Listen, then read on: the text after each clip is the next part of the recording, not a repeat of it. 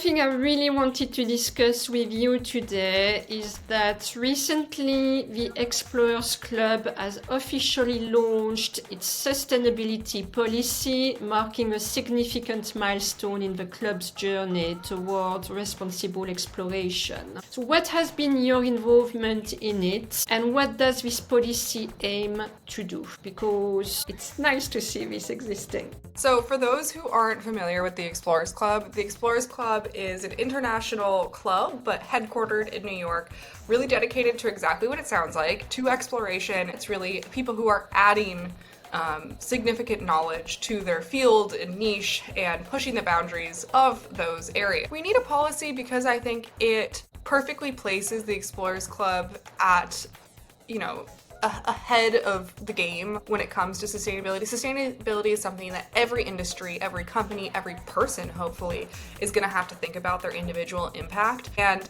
this is demonstrating that the club is already doing that. So I love them both, but the biggest difference, and I think what can help you maybe understand what it feels like to be in each, is that the Arctic is first and foremost a place that has culture, it has people, it has tradition associated with it, and you can't remove the people from an experience of the Arctic. And it's actually a big part of tourism is, I think, properly navigating, experiencing culture, one that's most likely very different from your own, and going to the polar region. First off, I have found it to be an utterly addicting thing that I know what I'm really passionate about, and because I'm really passionate about this work, I'm addicted to it.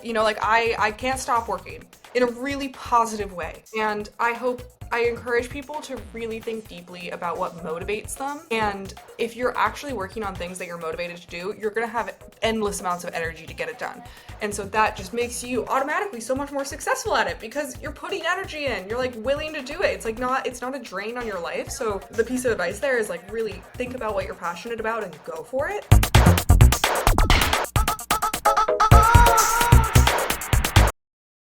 So, Grace, adventure and exploration seem deeply embedded in your life. So, first question for you, what do adventure and exploration mean to you overall? Oh, it's such a great question, and it's so important to me because, like you said, it's really what I feel as if not only, my life is about, but everyone's life, is really all about kind of adventure or pushing the boundaries of your mind and passions. And so for me, adventure and exploration is something that feels rooted, every decision I make is trying to push a little bit outside of my comfort zone and edge. So it's really something that's core to who I am. If anything, really what it makes me think of is I think it's a trait and a passion that I got from my parents, specifically my dad. Okay. And so for me, adventure and exploration is, if anything, almost like a legacy that I carry on. That's like a gift my dad gave me that I can now use in my day-to-day and in my work. And it's one of my superpowers. That's great. Good to know there is a legacy story attached to it. So something very interesting about you is that you graduated with a BA in art history and a certificate in archaeology, but strangely you began working in the polar exploration industry. So can you tell us how did that happen?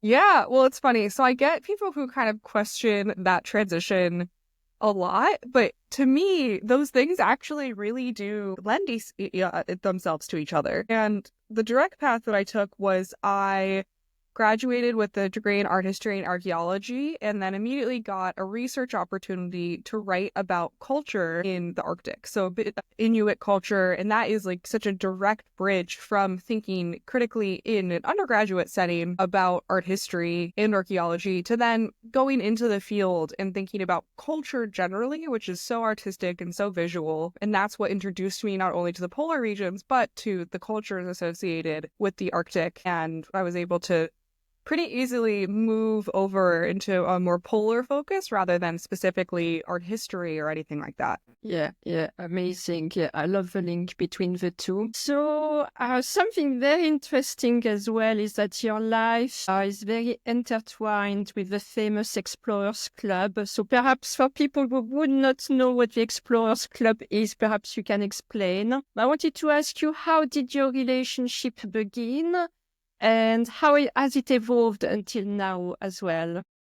Yeah, so for those who aren't familiar with the Explorers Club is an international club, but headquartered in New York, really dedicated to exactly what it sounds like, to exploration. And the way in which they define exploration is pretty broad. It's really people who are adding significant knowledge to their field and niche and pushing the boundaries of those areas. So it's not just adventure, like exploration as opposed to adventure is additive and very much knowledge seeking or, for purposes like conservation and that kind of thing. And as anyone can expect, that rooting or those core values actually attract some of the most incredible people in the world. So I feel so lucky to be a part of this very deep community that is worldwide, but also, I live in New York. I'm from New York. I feel so fortunate to be by the headquarters. And I first learned about it through my father, who was a member, and really more, I'm very proud of kind of the path I've taken. My dad's now deceased. So again, like I said, there's a sense of like legacy associated with exploration in me. And that first introduction was key, but really what ended up being a pivotal step was in college, I got one of the Young Explorer grant programs that the club has with Adventure Canada. And that just opened my eyes to just first off, the expedition industry, super eye-opening for that. And then also just that you can really do so many different things in life, It was just this eye-opening, like, wow, you can just really pursue your passions. And if you want to, you can. And that has really stuck with me, that, as long as you work hard and really dedicate yourself to something, like you can not only do what you want, but you can make a difference doing it.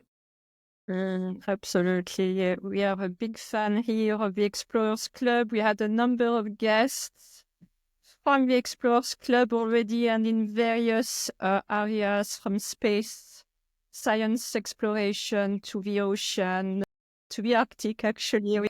Epic. For the most recent. Yeah, the people who are members cover so many areas and they are all absolutely fascinating for sure.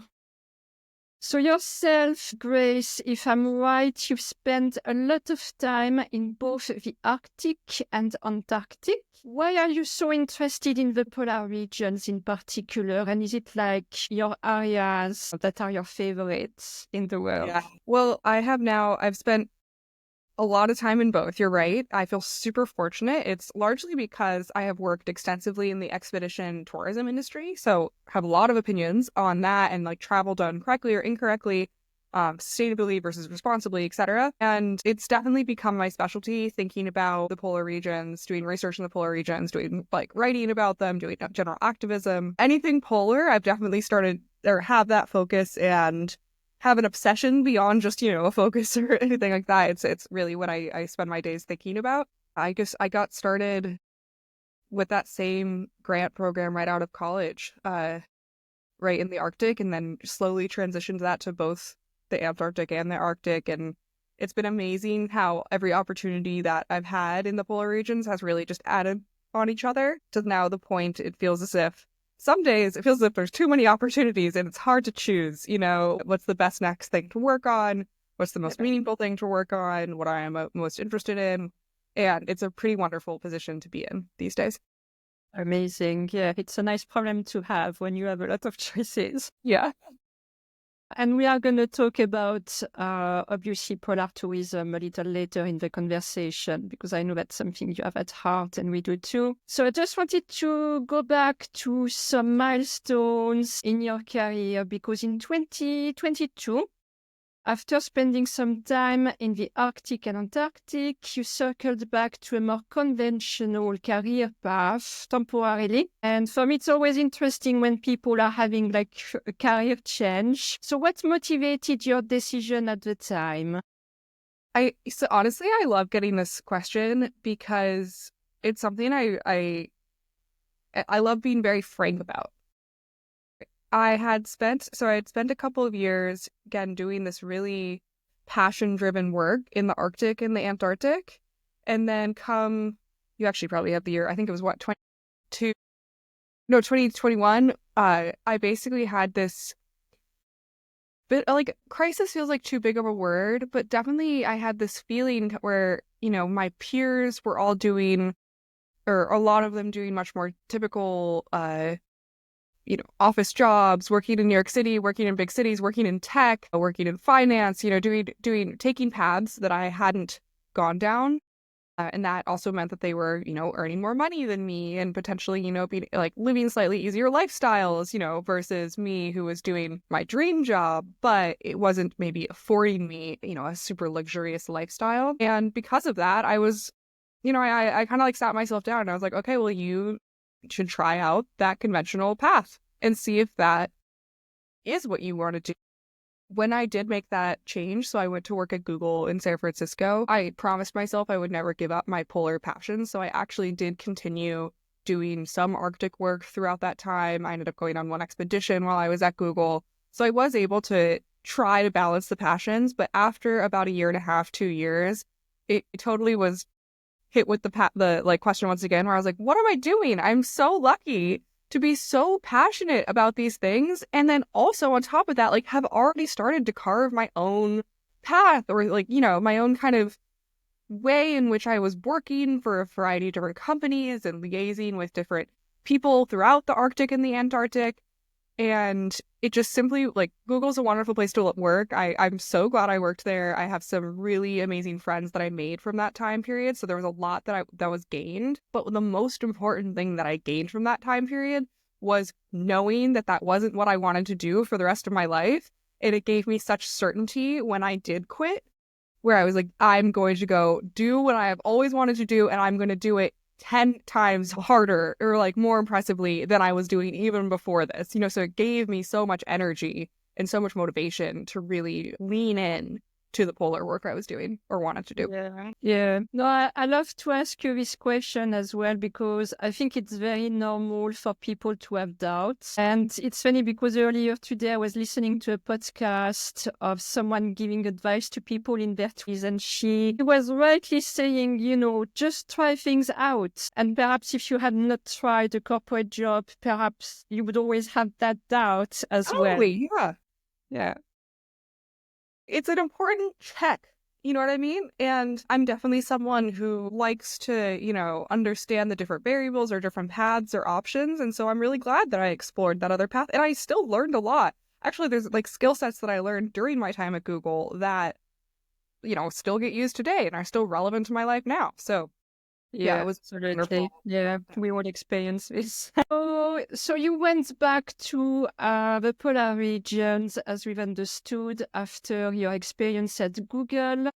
So what would you say have been the highlights of your career experience in the polar regions until now?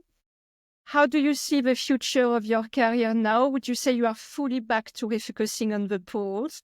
Well, so 2 great questions. First off, on the highlight note, so while it's obviously amazing to be able to go to these places, really what I have been the most grateful for are the people I've met along the way. I've worked with some incredible teams of researchers, of lecturers, of guides, of even just logistics people and people who, work really hard to get people to the polar regions or the literal poles. And it's that network of people that's invaluable to me. So that's the highlight. It's like it's added such richness and depth to the people that I speak with and relate to and love. But if you're asking more for also, so that's one highlight for sure. That's like a personal highlight and what really means a lot to me. I think highlight in terms of actual career experiences, which, slightly different question or same question, but like slightly different answer, is it meant a lot when for Adventure Canada, which is a company I've worked for in the Arctic. I started off as a researcher there, and then I worked a variety of different roles until nowadays, when I am on board, I'm their program director and I'm running the educational program on board. And for me, that's a real highlight because it's a very full circle moment. I started off even with them when I was in college, just as getting my eyes opened to this industry and to the people there. And then now when I go and I, am one major part of running the show, it's really a wonderful feeling. And a lot of the people who work for that company, feel like family. So that's a major highlight for me. Yeah, I love the human side of it. You're very right. And I think we tend to forget about it too often, I think. Mm-hmm. So, what makes the Arctic and Antarctic so special in your eyes? And just to dig a bit deeper on this question, what would you say are the biggest differences between the two? Because you know them both well. Mhm. And perhaps can you tell us what you like the most about each one as well? Yeah. Well, I'll preface it, whereas while these are our two polar regions in the world, they are wholly very different. So I love them both, but the biggest difference, and I think what can help you maybe understand what it feels like to be in each, is that the Arctic is first and foremost a place that has culture, it has people, it has tradition associated with it, and you can't remove the people from an experience of the Arctic. And it's actually a big part of tourism is, I think, properly navigating experiencing culture, one that's most likely very different from your own, and going to the polar region. So for me, that's been one of the most exceptional parts of experiencing the Arctic, is getting to know some of the people who are part of the indigenous communities there and really understanding their history as well as their present and working towards maybe a better future if in certain scenarios. And that's like truly been, I feel so lucky as when it comes to the Arctic. Whereas the Antarctic has this completely different feeling where it simultaneously feels like no man's land and everyone's land, right? There's no indigenous culture in the Antarctic. It is simply, explorers who came down and claimed certain areas, and like there's this kind of history associated with it. And then nowadays it's mostly scientific bases and that sort of thing. And it does add this kind of awe to going there. We were like, where am I? Whose is this? Is this mine? Is this no one's? And so you not only are obviously struck with kind of like the awe of the nature there, like massive icebergs, and I guess it depends where you go, but like most tourists go to the Antarctic Peninsula. So like, let's hypothetically say we're going there right now. Like you're seeing nature kind of in action, untouched, all of these things. It's a pretty like mind-bending experience, especially when you go for your first time. And for me, that has always been a hallmark of the Antarctic, is sort of the awe associated with going to many parts of it. And part of what almost makes it a bit addicting to go for many people, I mean, me included. I'll totally own up to being drawn back time and time again to just go and experience it. Yeah, I love your description of it. I have to say, I've read many books in the past about the Arctic and the cultures, and they are fascinating. And I would really encourage people to read more about it because they are so different, as you said. In France, you have a lot of explorers who went there, from Paul-Émile Victor to many others. But I've been lucky to travel with an explorer who spent a lot of time in Greenland for many decades. And just as a side anecdote, he's been so well received there that there is a family in Greenland who have actually adopted him as their son. And what it means there is that you actually become, even if you have your own family, you become part of a second family, but like for real. So you have suddenly a second mom, a second dad, brothers and sisters and cousins and all that, and you actually inherit in the same sense as them. So that's something quite rare for it to happen. But it is these stories that tell you you're in a different world, you're in a different culture, and I find that fascinating. That's so special. Wow, what an incredible experience for him. Wow.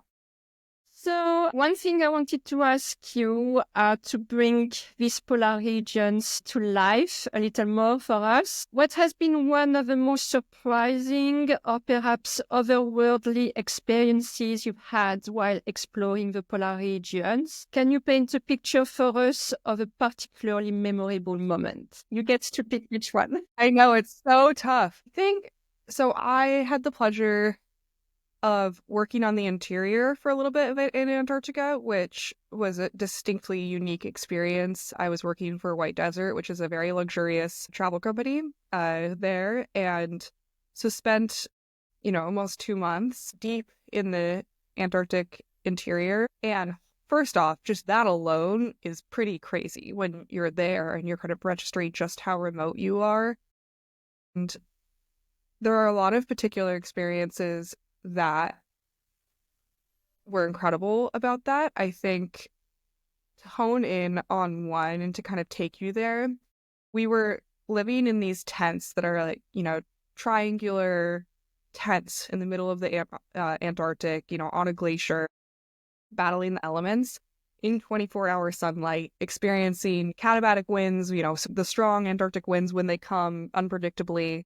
And, it's just so dry there. I'm trying to set the scene. It's just like it feels so otherworldly. It's like being on a different planet. And that itself, it almost messes with you. It's like your body doesn't know what's going on with the sunlight, with the elements, with the lack of hydration because it's so dry. You're actually on a desert. Antarctica is the biggest desert in the world. And so it's like honing in on that. Let me think of one specific example. You know what one amazing example is a lot of the fun that I had with the team down there. For example, on Christmas, we went sledding in the Antarctic and it was just a blast. Yeah. The kind of joy in doing hard work in hard conditions is, again, one of those things that I have just really enjoyed. And to the point I made earlier about the people who I've met, it almost doesn't matter where you are if you're with an incredible team. And it was just I've celebrated a lot of holidays in the polar regions, and that was a special one to celebrate Christmas on the Antarctic interior. Amazing. Yeah, I think that's the beauty of exploration, to really be part of a different world, and then your senses totally shift. Yeah. I love that. I have experienced the polar night, but not 24 hours. I'm sure you will. So as a wildlife lover, I'd love to bring wildlife into the picture as well. So what have been some notable wildlife experiences you've had during your expeditions? Perhaps you can share with us a specific encounter that left a lasting impression on you? Totally. And so I feel so spoiled by, again, I've spent a lot of time in the Arctic and the Antarctic, so I've had a lot of really incredible wildlife encounters. If I were to hone in on one, or actually even to preface that, this is my industry, right? I know a lot of people who could say the same exact thing. Like, they've spent a lot of time in the polar regions, they've seen a lot of really cool things, but there are still some things that even like the most seasoned guides get really excited about. And for me specifically is that I've only ever seen narwhal once in the Arctic. And that was like, I was freaking out, And so because it's just so rare, so unpredictable, you just don't really know. Like, you have an inkling of where they might be if you're trying to see them, but like, you can't ever guarantee seeing any animal, let's say, but like definitely an animal like that. And so for me, I remember it was very joy-inducing. And it was like, after 4 or 5 years of going back to some of the same places over and over and never seeing them, not even trying, like not even thinking it was a possibility until I finally saw, I've seen, that was the one time. And I was really excited about seeing. I'm really jealous here. Oh Yeah. my God. That's amazing. Yeah, wildlife can be elusive, but that's a good thing.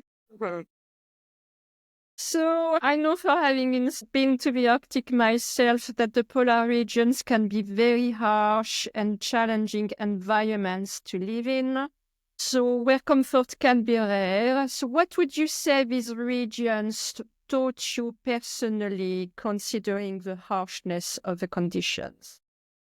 Again, another really good question, because I feel as if I've learned so much about what it means to like feel at home somewhere or feel comfortable. Like, definitely the first few times I went down, and to be fair, a lot of the time I'm working on a ship, which is usually pretty comfortable. Like, I'm not, apart from camping on the Antarctic interior for quite a while, usually I'm coming back home to like a ship that has a bed and a cabin, But even given that, you're away from home for a while, you're probably not cooking your own food, If there's anything, it's really taught me some like micro things that I love doing. For example, I love good skincare. And I was like, oh, I work in the polar regions. I don't have to give up, like the little pleasures of home. And so it's really taught me that you can bring those like small comforts of home, and some of them truly are like, don't take up that much space, and it's all about just making time for you and your own self-care, even in the weirdest experience or weirdest places,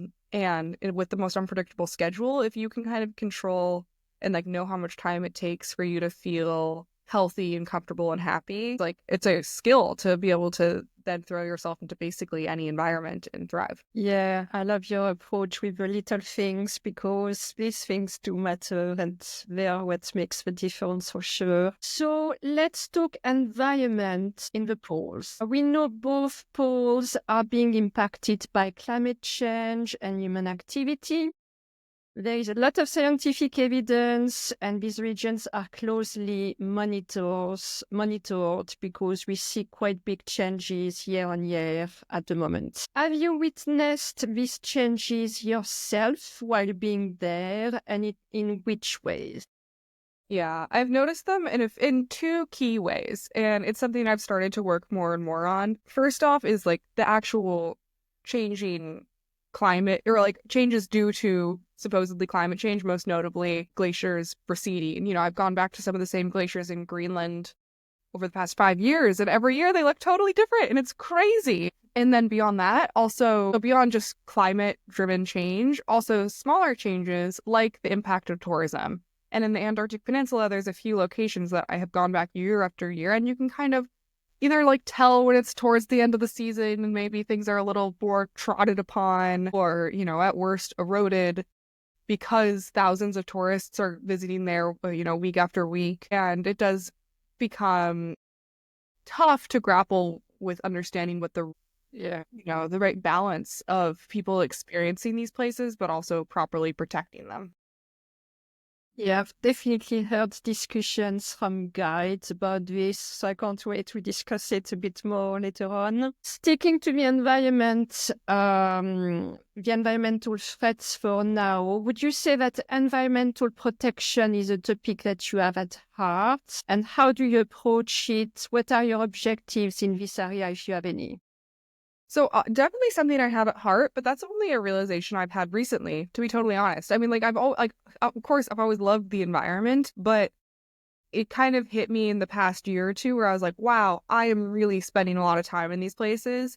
I am seeing the impact. I am part of the impact, and I need to potentially even take a step back and be like, okay, so how can I be a voice or someone who actually helps protect and mitigate impact? And that's what I'm hoping to do in my next steps more, likely through more research as it relates to sustainability. The expertise really is starting to lie wholly in polar tourism, as that's where I've, been working. And I've had the privilege of doing it in a lot of different roles, a lot of different places, a lot of different companies.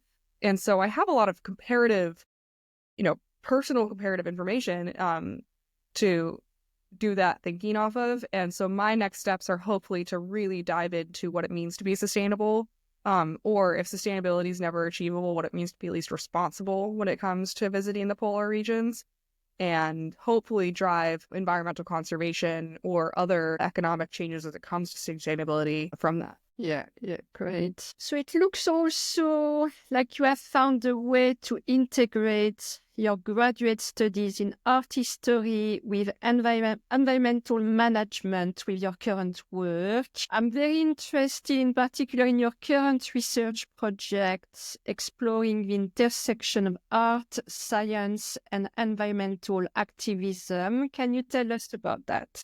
Yeah, it's been super fun. So, currently, and to back up a step, currently I'm getting my master's in sustainability management at Columbia. So I'm really getting that kind of formal background in sustainability from a business perspective. And then, as we've said before, my background before that was art history. And so I'm passionate about both things. And it's been a really interesting side project to try to incorporate both of them together. And the way in which I'm doing that is exploring the visual records of both the Arctic and the Antarctic to see the way in which climate change has happened. And that shows itself in the art historical record, largely because these places obviously well predate the advent of photography or videography. And so you have to look at these early sketches or just, adaptations of the places. And you can look at the way in which they've changed over time, not only literally physically because of climate change or maybe the impact of tourism, but also perceptually. It's like a lot of early Arctic people learning more and understanding that place more as you go over time. And it's this fascinating way to weave together not only the climate change that's happening, the overall art historical record, And like you said, like a sense of advocacy for these places. Like, wow, like people have been experiencing them, you know, experiencing and showcasing them in a variety of different ways throughout time. It's time that we should be continuing that discussion, if anything, adding to it and making it even more dynamic. I find that fascinating. I'd love to hear you talking more about the art that you find there. What is it? Well, art in the actual places? Yes. Okay, so there's two different kinds of art when it comes to these places, if you're going that way. So one, it's like art that's not there, which is most of it, right? You know, like the records. In fact, actually, the New York Public Library in New York has an incredible database of Arctic early sketches and art and all of that kind of thing. And then similar databases, not in New York, but of art of the Antarctic. So a really fun side topic of the art that's actually still in the polar regions. And in the Arctic, there's a lot of it because there's culture, as I said. So there's a lot of cultures living there, producing art, producing pretty incredible, especially indigenous art, which I'm going to be totally honest, is not my specialty. It is such a deep, deeply rooted conversation. There's so much history there, and that's not what I focus on, but I would love to start digging into it more. And then on the other hand, art in the Antarctic, which is hilariously, or at least I find this really funny, like it's all art that just like pops up at science bases and different research stations, and it's people who like most likely did not go down to the Antarctic to be artists, but they're stuck there. And of course, that leads to human creativity. And it's like this really fun injection of art and culture in a totally scientific setting. So yeah, there's so many different things to dig into on that subject. I mean, obviously, I get really excited talking about it. We need to follow you on this for sure. So thank you for sharing this with us. I also wanted to cover the fact that you're involved with the Wings Women of Discovery. So can you also explain what this organization is about? Why did you want to collaborate with them? How did that happen? And what is your role with them? Yeah, so Wings is a really, really incredible foundation. It is a foundation also based out of New York that supports women in exploration. Like the Explorers Club, exploration in this sense, it can mean a lot of different things. It's often research-driven, but at minimum, it's impact-driven and, it's like sharing stories, spreading the word about important topics and themes and places. And I have been a flag carrier for Wings twice now, so I was awarded grants to help support my research and work in the polar regions, and I carried the Wings Women of Discovery flag with me. And then recently, last month, I became their Associate Board Explorer in Residence, which is really fun, which gives me a bit more of a partially leadership role within the organization. It really, what it is like, it's just a pleasure to represent Wings in many different ways and to be one of their explorers that's actively at work most of the time and represent them wherever I am in the world. Amazing. Well, congratulations for that. So one thing I really wanted to discuss with you today is that recently the Explorers Club has officially launched its sustainability policy, marking a significant milestone in the club's journey toward responsible exploration. So what has been your involvement in it, and what does this policy aim to do? Because it's nice to see this existing.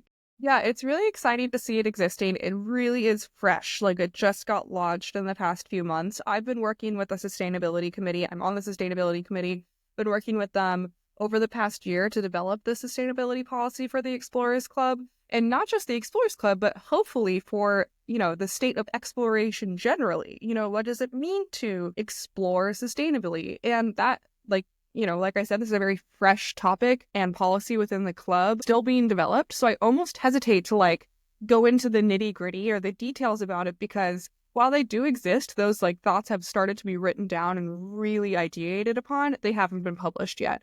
And it's one of the really fun projects that I've been working on with the team at the Explorers Club and with the experts that can speak to every single aspect of exploration, because while I have some expertise, first off, there are people who also know well more than I do about the polar regions and that kind of thing. And so leaning on those people, talking to other people who have expertise maybe on forest exploration or mountaineering or all the other different ways in which you can get out there, basically, but thinking through the most responsible way to do that. It's been riveting and honestly has led to some really fascinating discussions. Yeah. So perhaps let me turn the question a bit differently. Why would you say we need such a policy? We need a policy because I think it perfectly places the Explorers Club at, ahead of the game when it comes to sustainability. Sustainability is something that every industry, every company, every person, hopefully, is going to have to think about their individual impact. And this is demonstrating that the club is already doing that and that we wanted to legitimize it. And we also wanted to become a voice for it and almost like a teacher for those who are doing exploration as to how to do it, quote unquote, correctly, whatever that means. Hopefully we start to really dive into what that looks like in a very case by case basis. And it's just important for the Explorers Club basically to stay, this is part of exploration. Defining sustainability is a form of exploration in itself. And so it's just in line with what the club is already doing. It's almost overdue. I'm very glad it's happening now. Yeah, absolutely. And you're absolutely right. I think whatever sector you work in, whether it's exploration or Google or, whether it's part, it should be integrated in what we do for sure. And when it comes to exploration, there are so many facets that can be attached to this topic. So you have explored the impact of the booming Antarctic tourism industry yourself. What have you observed about how it influences not only the local environment, but also perhaps travelers' perceptions of conservation, whether it's negative or positive? What would you have to say around that? Yeah.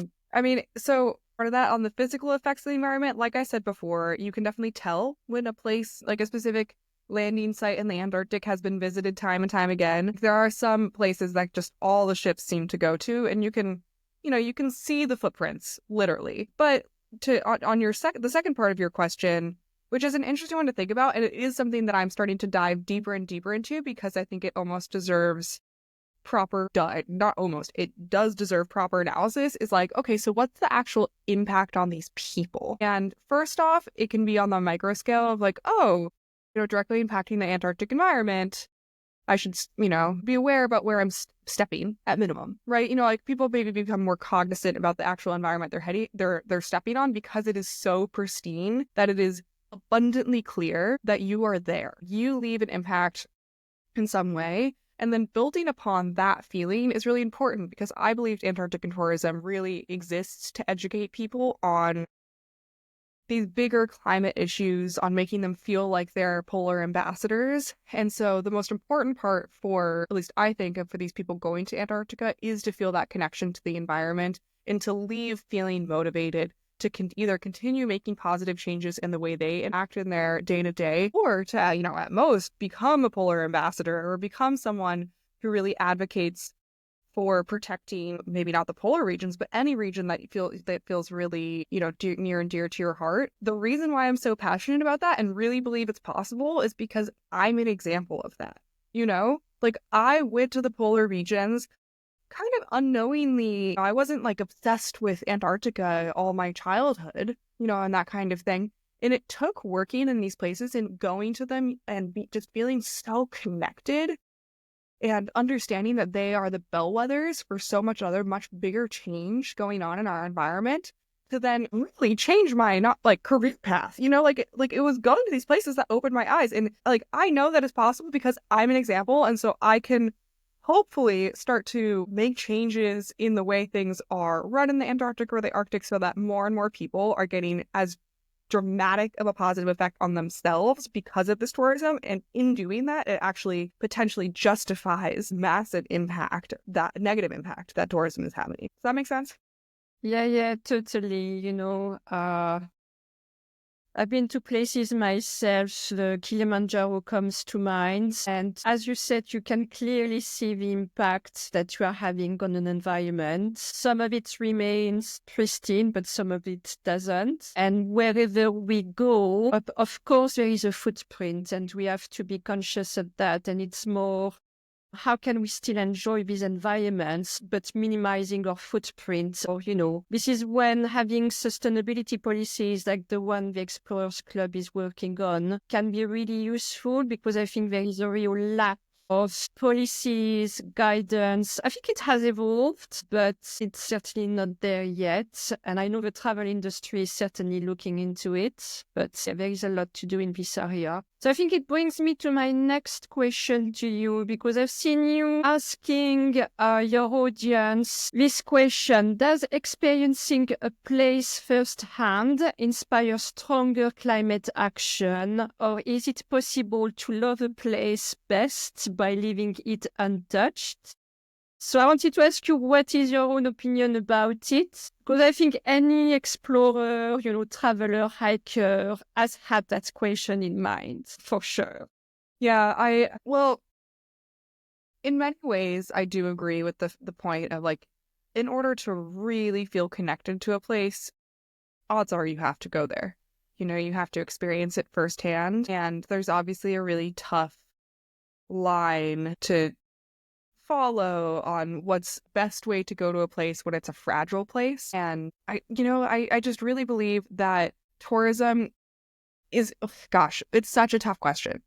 Tourism is a distinctly negative thing in many cases, right? In carbon emissions left and right. It's literally putting footprints or making places erode, or just, leaving trash wherever it's going. But on the other hand, this concept of like ecotourism or educational tourism or alternative tourism can make a really big impact on people, but it just has to be done right. And there are so many examples of it being done wrong. So in my mind, to come back to your question, the like second part of it where you're like, oh, is the best way to actually know a place not to go at all? Like, of course not. Like, the best place to know a place is to go there. And people are not going to stop going to these places. You know what I mean? Like, I get asked all the time, like, oh, why don't we stop Antarctic tourism? Or it's like, yeah, but that's going to be way harder to do than just trying to fix it as we and do it. Like, stopping these things, like, these balls are already rolling. They are like getting faster and faster as they go downhill. Like, there are more and more ships going to the Antarctic every year. It's not going to stop anytime soon. So we need to work on making tourism better, and better mean not only more sustainable, but more educational and more impact driven. Yeah, I totally agree. I really think that experiencing an environment that makes you understand it so much better than watching TV or reading a book, which are also great ways, but there is nothing that you can compare with a real life experience. And, we live in a very virtual world for many hours during the day. So going out there and exploring the world, that's important, but how to do it responsibly. I think you used that word earlier, and I find it so important.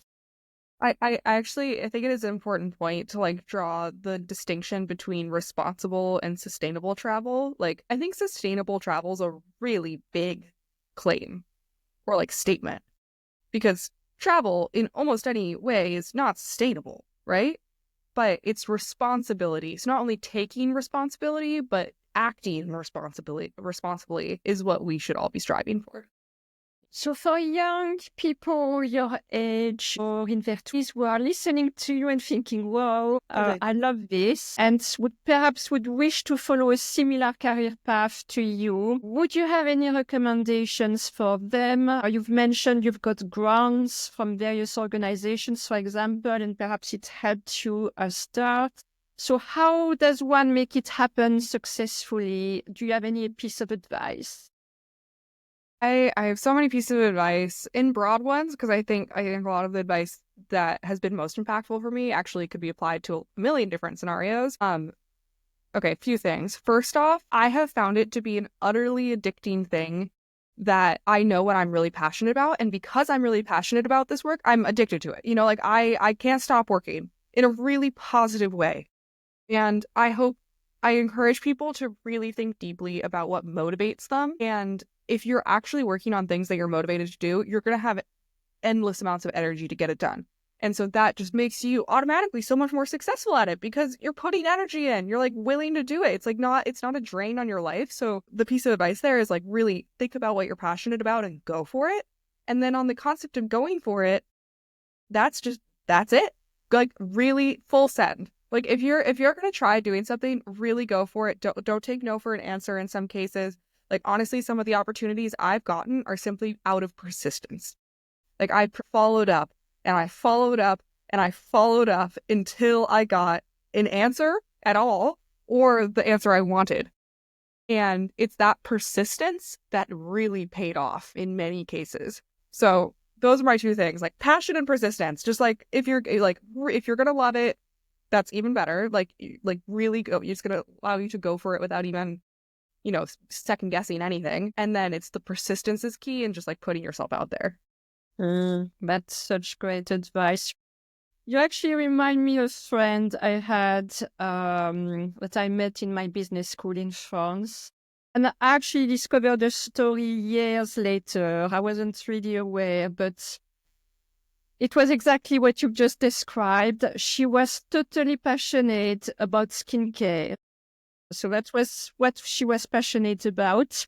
What I didn't know at the time is that she had no connections in the skincare industry, but she wrote to every possible company in France, and she was totally determined to start working in this industry. And she did, and she had an incredible career that, can make anyone jealous. But she started basically just based on passion and determination. And yeah, I just think that's two such important factors. It doesn't cost anything. Maybe got that. You've got great qualities already. So yeah, that's brilliant. So one of my last questions, that's a little bit technology versus nature. So we all know that there is a big rise in urbanization and it keeps growing, and the projections are really high by 2050. Technology is a big part of our lives, AI, within the rise of AI, virtual realities, etc. So what do you make of the fact that perhaps people are becoming more disconnected from the natural world? And how do you see the role of adventure and exploration in that? Because to me, it does play a big role. And that's why I love having you here today. Yeah. Well, it's an interesting question. It's pretty broad too. Like, it's basically like how like technology, specifically like AI, is affecting adventure. Is that kind of what you're asking? No, it's more of a disconnection from nature because, yes, people are a lot on their phones in cities. I think I gave that example on another podcast that one day I took PR people outside of London in the countryside. And I remember when coming back, one of the journalists told me, oh, that's actually the first time I've gone outside of the city. And to me, it was like so weird. But it's like this disconnection with the natural world. And I think when people are not adventurers, explorers like you are, I don't know if you measure like the disconnection that there is today. No, I hear you. Okay, it's tough because honestly, my gut response to that is very optimistic, which is I really do think many times people act in like cycles or waves, and we're currently in this like crazy influx of technology, right?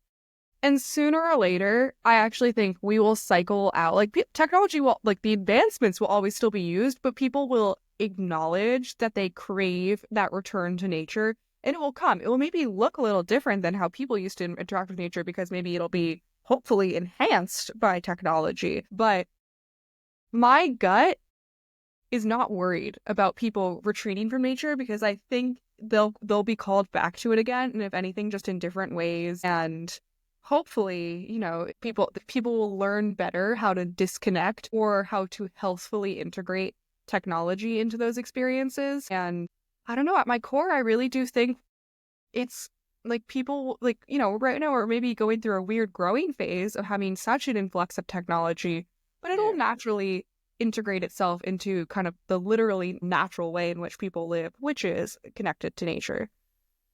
Yeah.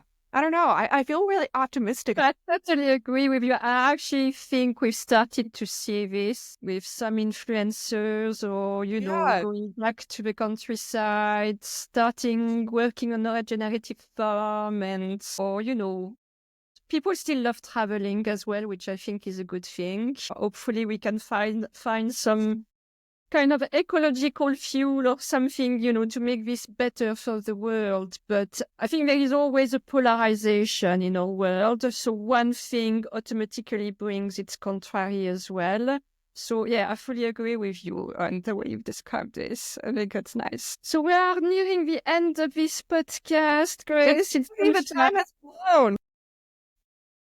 So this podcast is called Shades of Life, with the idea that we each hold the power to paint life with our own colors and leave a meaningful imprint that enhances humanity and nurtures the planet.